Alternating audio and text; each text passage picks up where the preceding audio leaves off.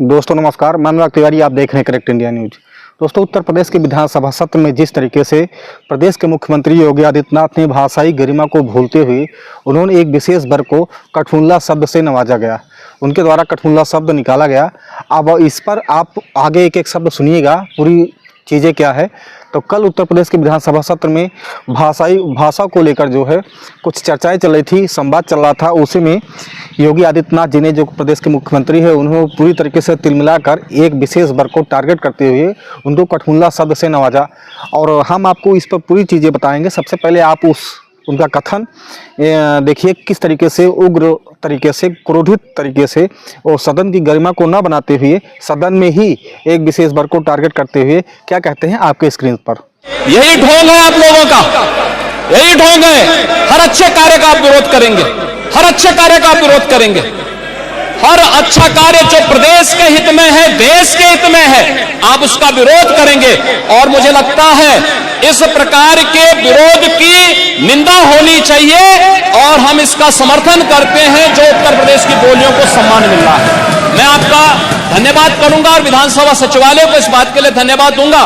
कल हम लोगों ने यहां पे इसका शुभारंभ किया, समाजवादी पार्टी ने उसका विरोध किया है और मुझे लगता है कि प्रोसीडिंग का हिस्सा होना चाहिए। इनको समाज के सामने एक्सपोज करना चाहिए। अपने बच्चों को ये लोग पढ़ाएंगे इंग्लिश स्कूलों में और दूसरे के बच्चे के लिए अगर वो सुविधा सरकार देना चाहते हो, कहते नहीं उर्दू पढ़ाओ इसको, यानी उसको मौलवी बनाना चाहते हैं, कठफुल्ला पर की ओर इसको ले जाना चाहते हैं। ये नहीं चल सकता है। दोस्तों, आपने पूरा इनका भाषण सुना, किस तरीके से तिलमिला रहे हैं और इस पर पूर्व मुख्यमंत्री अखिलेश यादव टिप्पणी करते हैं। क्या कहते हैं मैं उसको बाद में बताऊंगा, लेकिन सबसे पहले आपको बताना चाहते हैं कि आखिर कल विधानसभा सत्र में मुख्यमंत्री योगी आदित्यनाथ तिलमिलाए क्यों और किस मुद्दे पर जो है उन्होंने इतनी बड़ी बातें समाज को या एक विशेष वर्ग को बोला। हम उस पर चर्चा करते हैं। तो सबसे पहले उस मुद्दे पर आते हैं कि आखिर इस बात की शुरुआत कहाँ से हुई। तो कल आपके स्क्रीन पर मैं लिख के बताता हूँ, आपके स्क्रीन पर देखते जाइए। विधानसभा अध्यक्ष सतीश महाना ने सदन को क्षेत्रीय बोलियों में भी विधानसभा की कार्रवाई के प्रसारण की सूचना दी। उन्होंने घोषणा की कि सदन की कार्रवाई का अनुवाद अंग्रेजी के साथ साथ 4 क्षेत्रीय भाषाओं अवधी, भोजपुरी, ब्रज और बुंदेलखंडी में भी उपलब्ध होगा। इस घोषणा के बाद समाजवादी पार्टी ने उर्दू को भी इसमें शामिल करने की मांग की, जिस पर मुख्यमंत्री योगी आदित्यनाथ ने नाराजगी जताई। नेता प्रतिपक्ष माता प्रसाद पांडे ने विधानसभा में अंग्रेजी के प्रयोग पर आपत्ति जताते हुए कहा कि इस विधानसभा में अंग्रेजी का उपयोग न्यायोचित नहीं है। उन्होंने सरकार पर आरोप लगाया कि अंग्रेजी को आगे करके वह हिंदी को कमज़ोर कर रही है। माता प्रसाद पांडे ने कहा कि अगर विधानसभा में अंग्रेजी भाषा का उपयोग किया जा रहा है तो उर्दू को भी उपयोग होना चाहिए। तो ये जो है माता प्रसाद पांडे का जो है कहना था कि अगर अंग्रेजी का उपयोग किया जा रहा है तो इसमें उर्दू का भी प्रयोग किया जाना चाहिए। जबकि सतीश महाना जो कि विधानसभा अध्यक्ष हैं, उन्होंने कहा 4 क्षेत्रीय भाषाओं में जो है अब सदन में जो है इस पर लोग आपस में बात कर सकते हैं, इस पर अपनी बातें कर सकते हैं, अपनी बातें रख सकते हैं। तो इस पर जो है माता प्रसाद पांडे का कहना था कि अगर अंग्रेजी को भी इसमें तरजीह दी गई है और पहले से दी जा रही है तो इसके साथ जो है उर्दू को भी तवज्जो देना चाहिए, उनका एक कहना है। इसी पे जो है योगी आदित्यनाथ जी को, जो प्रदेश के मुख्यमंत्री है, वो पूरी तरीके से तिलमिला गए और उन्होंने एक विशेष वर्ग को कठफुल्ला शब्द से नवाज दिया। अब हम आते हैं सबसे पहले कि आखिर इतना चिढ़ जो है भारतीय जनता पार्टी के नेताओं के या पूरी पार्टी को इस एक विशेष वर्ग को चिढ़ क्यों है, इस विशेष वर्ग से चिढ़ क्यों है। और रही बात उर्दू से, तो उर्दू तो एक भाषा है, उससे चिढ़ क्यों है। तो इनकी एक मंशा सिर्फ यही रहती है कि हमेशा हिंदू मुस्लिम इसी मुद्दे को टारगेट करते हैं। इनको बस एक मौका चाहिए कि कहीं से मौका मिले और हम हिंदू मुस्लिम को जो है टारगेट करें, मुस्लिम को टारगेट करें, ताकि हिंदू संगठित होकर भारतीय जनता पार्टी को वोट देती रहे। तो मैं उस पर कुछ बातें करना चाहता हूँ। और जिस तरीके से प्रदेश के मुख्यमंत्री योगी आदित्यनाथ ने इतने कठोर शब्दों का प्रयोग किया है, तो मैं से एक सवाल करना चाहता हूं कि आपके स्क्रीन पर देखिए भगत सिंह की जितनी भी शहीद आजम भगत सिंह की जितनी भी चिट्ठियां थी वो टोटल उर्दू में थी। इन्होंने जितनी भी चिट्ठियां लिखी वो टोटल उर्दू में लिखा। तो मेरा सवाल ये है कि क्या प्रदेश के मुख्यमंत्री योगी आदित्यनाथ या प्रदेश के कोई भी नेता जो को भारतीय जनता पार्टी से रिलेट करते हैं, क्या उनकी हिम्मत है या वो जो है भगत सिंह को जो है कठफुल्ला शब्द से नवाज सकते हैं या उनके ऊपर इस तरीके की भाषा का प्रयोग कर सकते हैं? मेरा जवाब आप लोगों से चाहिए, आप लोगों से सिर्फ यही चाहिए कि आप लोग इस पर बताएं कि आखिर क्या कहना चाहते हैं। तो क्या भगत सिंह को वो जो है इस तरीके से शब्दों से नवाज सकते हैं, जबकि उनकी जितनी भी चिट्ठियां हैं, जितनी भी खतें हैं, वो टोटल उर्दू भाषा में हैं। और यही नहीं, हम आपको एक एक करके आगे दिखाना चाहते हैं कि जो भी महान पुरुष हमारे देश में पैदा हुए, जो कुछ कर गए देश के लिए, तो उनके लिए भी मैं कहना चाहता हूं कि आखिर उर्दू शब्द से इतनी नफरत भारतीय जनता पार्टी को क्यों है, या मुस्लिमों से इतनी नफरत क्यों है। तो मैं आपको एक एक करके दिखाना चाहता हूं। कहा जाता है, आपके स्क्रीन पर देखिए, कहा जाता है कि देश के पहले राष्ट्रपति डॉक्टर राजेंद्र प्रसाद, समाज सुधारक राजा राम मोहन राय और मुंशी प्रेमचंद ने शुरुआती पढ़ाई मदरसों से ही की थी। ये सब हमारे देश के समाज सुधारक थे, चाहे मुंशी प्रेमचंद्र हो और चाहे जो है राजा राम मोहन राय हो और चाहे देश के पहले राष्ट्रपति डॉक्टर राजेंद्र प्रसाद जी रहे हों। तो इन्होंने जो है शुरुआती पढ़ाई ही मदरसों में की थी, जबकि आप जानते हैं मदरसों में अधिकतर उर्दू ही पढ़ाया जाता है।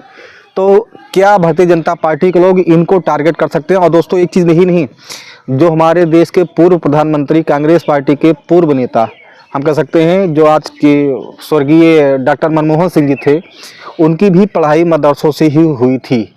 आप हो सकता है कि वो कांग्रेस के नेता थे तो भारतीय जनता पार्टी के नेता उनको टारगेट कर सकते हैं, क्योंकि वो कांग्रेस के नेता थे तो उनको ऊपर टारगेट। लेकिन इस तरीके से राजा राम मोहन राय या भगत सिंह, या उनको भी भारतीय जनता पार्टी का कोई नेता इस तरीके से शब्दों से नवा सकता है? और दोस्तों यही नहीं, मैं आपको दिखाना चाहता हूं और कुछ तर्क मैं देना चाहता हूं कि जब कल सदन में मुख्यमंत्री योगी आदित्यनाथ ने पूरी तरीके से मुस्लिम वर्ग को लेकर टारगेट कर रहे थे या उर्दू शब्द को लेकर वो टारगेट कर रहे थे, तो उसी समय देश में कतर के आमिर, कतर के सबसे बड़े नेता आमिर का आगमन भारत में हो रहा था और उनसे पूरी तरीके से हमारे देश के प्रधानमंत्री नरेंद्र मोदी जी चिपक के जो है गले लग रहे थे। जैसे मान लो कुंभ के बिछड़े दो भाई हों और कल इस तरीके से मिले हों कि आपस में गले मिले हैं। आपके स्क्रीन पर एक एक करके देखते जाइए। तो इस तरीके से तो मैं जानना चाहता हूं कि क्या योगी आदित्यनाथ जो है प्रधानमंत्री नरेंद्र मोदी को भी इस तरीके से शब्दों से नवाज सकते हैं? सवाल तो मेरा वही है। और आपको स्क्रीन पर देखिए कि कल जब कतर के आमिर का भारत में आगमन हुआ तो किस तरीके से प्रधानमंत्री नरेंद्र मोदी जो है कुंभ के मेले जैसे बिछड़ने वाले दो भाई हों और मिले हों, तो उस तरीके से वो गले मिल रहे हैं। और होना भी यही चाहिए, क्योंकि क्षेत्रीय भाषाओं का ध्यान न रखकर दो देशों के बड़े नेता आपस में मिल रहे हैं, तो मिलना भी चाहिए। वो किसी भी धर्म के हो, किसी भी वर्ग के हो, किसी भी जात के हो, किसी भी संप्रदाय के हो। लेकिन आप देखिए सबसे पहले प्रधानमंत्री नरेंद्र मोदी और कतर के आमिर का किस तरीके से गले मिलना आपके स्क्रीन पर।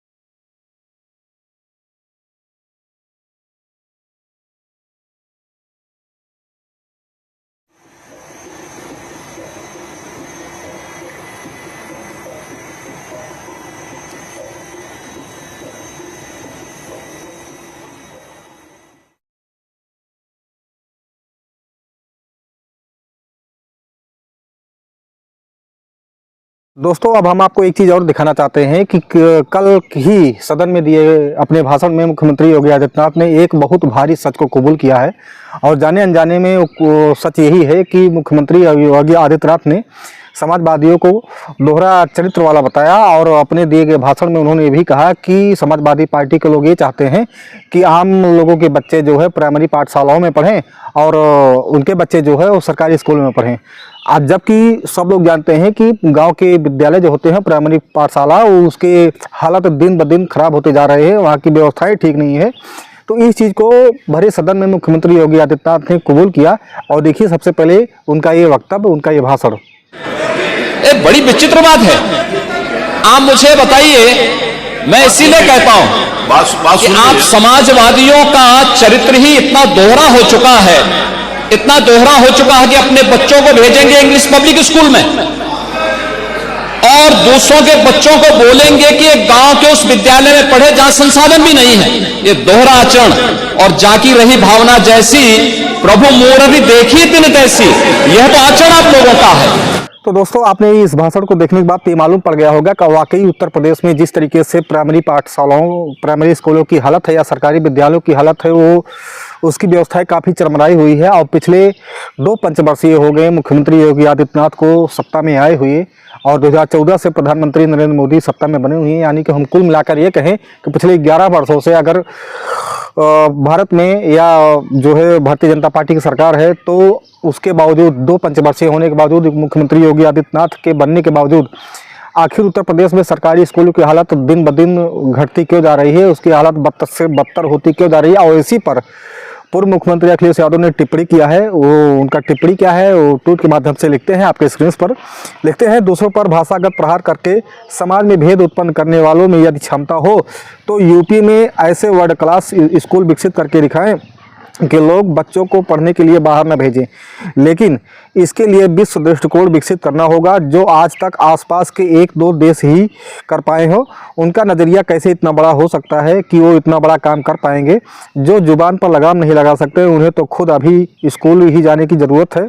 उत्तर प्रदेश विधानसभा में असंसदीय शब्दों को इस्तेमाल ना करने के लिए भी एक क्लास होनी चाहिए। उस स्पेशल क्लास के लिए एक विद्यार्थी तो मिल ही गया है, बाकी भाजपाइयों की ये क्लास अपने आप भर जाएगी। तो इस तरीके का शब्दों का प्रयोग ट्वीट के माध्यम से एक सवाल पूछ रहे हैं मुख्यमंत्री योगी आदित्यनाथ से। और दोस्तों, हम आप लोगों को ये कहना चाहते हैं कि आखिर समाज में सिर्फ उर्दू को लेकर या हम कहें भाषाओं को लेकर एक नफरत फैला जाता है, या हम यूँ कहें कि भारतीय जनता पार्टी के नेता लोग चाहे भाषा को लेकर हो, चाहे हमेशा कोई न कोई मुद्दा हिंदू मुस्लिम को लेकर वो टारगेट करते रहते हैं, मुस्लिमों को लगातार टारगेट करते हैं। अब मेरा सवाल यही है कि आखिर इतनी नफरत है तो कल जब कतर के आमिर हमारे देश में आए थे, तो उनको इतने जो है प्यार से, इतनी मोहब्बत से प्रधानमंत्री नरेंद्र मोदी गले लगा रहे हैं, आपके स्क्रीन पर देख ही रहे हैं। तो क्या उस चीज़ से नफरत नहीं हुई? क्या वो कतर के आमिर जो आए थे वो जो है मुस्लिम नहीं है, या वो जो है किसी एक विशेष वर्ग से नहीं आते हैं? हमारे देश में जो भी मुस्लिम हैं वो उसी इतनी नफरत है। उर्दू से आखिर इतनी नफरत क्यों है? आखिर जब कतर के आमिर आए थे तो प्रधानमंत्री नरेंद्र मोदी को उनको गले नहीं लगना चाहिए था, क्योंकि वो भी एक विशेष संप्रदाय से थे, एक विशेष वर्ग से थे, वो मुस्लिम समाज से आते हैं। तो उर्दू से इतनी नफरत क्यों है? आप जो करें वो अच्छा है, दूसरा कोई अगर करे तो गलत है। इस तरीके से तो दोहरा मापदंड नहीं किया जा सकता है। दोस्तों, मैं एक चीज़ और दिखाना चाहता हूं कि जब नई दिल्ली रेलवे स्टेशन पर भगदड़ मची, भी 1-2 दिन पहले की घटना है कि जब नई दिल्ली रेलवे स्टेशन पर भगदड़ मची, वहाँ पे कुछ लोग मारे गए, कुछ लोग घायल हुए, तो उसमें एक कुली जो कि हासिम करके उनका नाम है, उनका इस तरीके से एक कर्तव्य था कि वो अपनी जान पर खेलकर कुछ लोगों को इस तरीके से 11-12 लोगों को बचाए। वो अपनी जान की परवाह भी ना किए। मतलब एक मुस्लिम संप्रदाय से मुस्लिम संप्रदाय से आने वाला व्यक्ति अपनी जान की परवाह न करके वो आम लोगों को बचा रहा है। वो ये भी नहीं देख रहा है कि वो हिंदू है, मुस्लिम है, सिख है, ईसाई है, कौन है, कैसे है। उसका सिर्फ मेन मोटो है कि नहीं, किसी तरीके से हम अपने भाइयों की जान बचाएं। उसी कड़ी में उसने एक बच्ची को बचाया। और आगे उसका स्क्रीन देखिए कि कवि साजिश लिखती हैं कि शाबाश हासिम, नई दिल्ली रेलवे स्टेशन पर भगदड़ मची तो हासिम ने अपनी जान की परवाह न करते हुए भगदड़ में घायल हुए लोगों को बचाना शुरू किया। हासिम कहते हैं कि 4 साल की बच्ची जिसकी मां चिल्ला रही थी कि मेरी बेटी मर गई, मैंने उस बच्ची को उठाया, उसे बाहर ले गया। उस बच्ची की बेजान हो गई थी। कुछ देर बाद उसके शरीर में थोड़ी सी जान आई, वो चिल्लाई, और उसकी माँ जो है खुशी के मारे जो है उसको गले लगा लिया। तो इस तरीके से यह दृश्य देखकर हासिम खुद जो है रोने लगते हैं, उनके आँख में आंसू आ जाते हैं। तो ये ऐसे होना चाहिए, चाहे वो हिंदू वर्ग का हो, चाहे वो मुस्लिम वर्ग का हो, इस तरीके के व्यक्ति होने चाहिए। इतनी नफरत, चाहे वो मुस्लिम वर्ग से हो, तो इतनी नफरत भारतीय जनता पार्टी के किसी भी नेता को नहीं होनी चाहिए। और खासकर तब कि जब वो लगातार हर मुद्दों पर हिंदू मुस्लिम का एंगल खोजते रहते हैं कि हम मुस्लिमों को टारगेट करेंगे और हिंदू वर्ग जो है ध्रुवीकरण करके वो भारतीय जनता पार्टी के पक्ष में आएगा। तो ये पूरी तरीके से गलत है। अब इस पर जो है जिस तरीके से कल मुख्यमंत्री योगी आदित्यनाथ ने बजट सदन में स्कूलों को, सरकारी स्कूलों को लेकर टिप्पणी की है, उस पर कांग्रेस पार्टी ने भी तंज कसा है और टिप्पणी किया है कि गांव के स्कूलों में संसाधन नहीं है। बात उत्तर प्रदेश के मुख्यमंत्री योगी आदित्यनाथ ने विधानसभा में कही। वो विधानसभा में खड़े होकर खुद ये मान रहे हैं कि ग्रामीण क्षेत्रों में स्कूलों की हालत बहुत खराब है, वहाँ संसाधन नहीं है। यही वजह है कि लोग अपने बच्चों को प्राइवेट स्कूल में पढ़ाने को मजबूर है, क्योंकि सरकारी स्कूलों में ना शिक्षक है, ना संसाधन है और ना पढ़ने को बेहतर माहौल है। ये बीजेपी के डबल इंजन की सरकार की रिपोर्ट कार्ड है, जिसे सीएम योगी विधानसभा में खड़े होकर पेश कर रहे हैं। अनजाने में सामने आया या वो स्याह सच है जो बीजेपी सरकार के नकारेपन को उजागर करता है। सीएम योगी से बस इतना कहना है कि जब आपने सच कबूल कर ही लिया है तो गांव की स्कूलों की स्थिति सुधारने के लिए काम कीजिए, कब तक खोखले प्रचार के दम पर सरकार चलाएंगे। तो इस तरीके की बातें जो है कांग्रेस पार्टी की तंज कस रही है। आप दोस्तों हम एक बात करते हैं कि आप जानते हैं कि इस समय तेलंगाना सरकार ने एक प्रपोजल पास किया है कि आने वाले रमज़ान के महीनों में जो भी मुस्लिम कर्मचारी हों वो अपनी छुट्टी से 1 घंटे पहले छुट्टी लेकर घर जा सकते हैं। एक फरमान उन्होंने पेश किया है। सीएम रेवंत रेड्डी ने एक फरमान पेश किया है कि रमज़ान के महीने में जितने भी सरकारी कर्मचारी मुस्लिम वर्ग के हों वो छुट्टी से 1 घंटे पहले छुट्टी लेकर अपने घर जा सकते हैं और रमज़ान को खूब इंजॉय कर सकते हैं। इस पर भी कांग्रेस पार्टी कि जैसे ही इस फरमान को पास किया वैसे ही भारतीय जनता पार्टी के कुछ नेता इस पर भी टिप्पणी करने लगे कि नहीं वो मुस्लिम वर्ग को बढ़ावा दे रहे हैं, इस तरीके के फरमान पेश कर रहे हैं। ऐसा सिर्फ कांग्रेस पार्टी कर सकती है। लेकिन वो एक चीज़ भूल गई कि वही फरमान आपके स्क्रीन पर देखिए, ये फरमान आया है तेलंगाना सरकार की और उसके बगल आप देख रहे हैं कि ये उसके बगल आंध्र प्रदेश सरकार की जो जहाँ के भारतीय जनता पार्टी के अलायंस चंद्रबाबू नायडू है उनका भी सेम यही फरमान आया है आंध्र प्रदेश के चंद्रबाबू नायडू की कि रमज़ान के महीने में होने वाले जो भी सरकारी कर्मचारी मुस्लिम वर्ग से हैं वो 1 घंटे पहले छुट्टी लेकर घरों में जा सकते हैं। तो कांग्रेस पार्टी पे तंज तो भारतीय जनता पार्टी ने कस दिया, उनके नेता को तो कस दिए। लेकिन जैसे यह फरमान आंध्र प्रदेश के मुख्यमंत्री चंद्रबाबू नायडू का आया वैसे ही उनके गले में पूरी तरीके से सांप लौटने लगा, इनका गला सूख गया। आखिर ऐसा फरमान क्यों आ सकता है? तो कहने का मतलब ये है कि जिस तरीके से दोहरा मापदंड भारतीय जनता पार्टी के नेता अपनाते हैं वो अपने आप में भी एक हास्यास्पद है। सिर्फ जनता को मूर्ख बनाते हैं, सिर्फ हिंदू मुस्लिम करके एंगल देना चाहते हैं। लेकिन दोस्तों भारतीय जनता पार्टी के इस दोहरे मापदंड पर आम आदमी पार्टी के राज्यसभा सांसद संजय सिंह क्या कहते हैं? वो लिखते हैं कि जैसे ही योगी जिस तरीके से अपने 4 मिनट 28 सेकंड का भाषण वो चाहे उर्दू पर दिया हो और चाहे सरकारी स्कूलों पर दिया हो, तो कुल मिला के राज्यसभा सांसद संजय सिंह लिखते हैं आपके स्क्रीन पर, वो लिखते हैं योगी जी अपने 4 मिनट 28 सेकंड के उर्दू के खिलाफ दिए गए भाषण में 9 उर्दू के शब्द बोले। तबके, पहला शब्द तबके जो कि उर्दू है, पायदान दूसरा शब्द है उर्दू है, और तीसरा शब्द आगर उर्दू है, बात चौथा शब्द है ये उर्दू है, पांचवा बच्चों ये भी उर्दू है, आदि ये भी उर्दू है, सरकार ये भी उर्दू है, अंदर ये भी उर्दू है, और दुनिया ये भी उर्दू। तो कुल मिलाकर 9 शब्द संजय सिंह ने शोध किया है कि मुख्यमंत्री योगी आदित्यनाथ ने अपने 4 मिनट 28 सेकंड के भाषण में उन्होंने 9 शब्द ऐसे बोले हैं जो कि उर्दू है। इसके बावजूद भी उर्दू से इतनी नफरत मुख्यमंत्री योगी आदित्यनाथ करते हैं, लगातार ध्रुवीकरण करने की कोशिश करते हैं। तो ऐसा संजय सिंह कह रहे हैं आपके सीरीज पर आपने देखा। तो दोस्तों हमने कहने का तात्पर्य ये है कि उर्दू से इतनी नफरत क्यों है? उर्दू साहित्य भाषा को जो है वो एक सजोती है, उसको स्थान देती है। साहित्य अगर सजती है संवरती है तो वो उर्दू से भी सजती संवरती है, ऐसा नहीं है। और उर्दू से हमारे कई नेता, कई पूर्वज या हमारे जो बड़े लोग हमारे देश को बहुत कुछ देके गए, बना के गए, उनका भी कहीं न कहीं पढ़ाई लिखाई उर्दू से हुआ है।